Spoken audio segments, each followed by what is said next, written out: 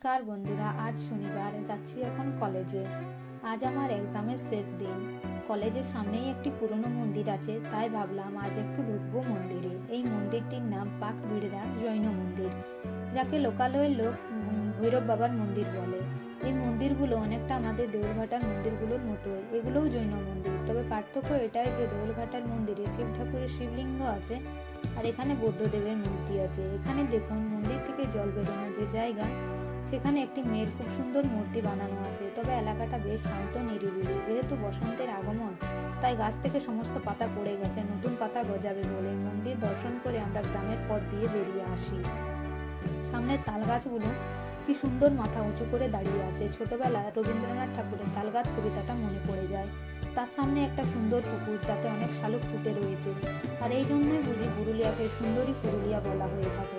পুরুলিয়ায় থেকেও আজ প্রথমবার পুরুলিয়াকে এত সামনের থেকে উপভোগ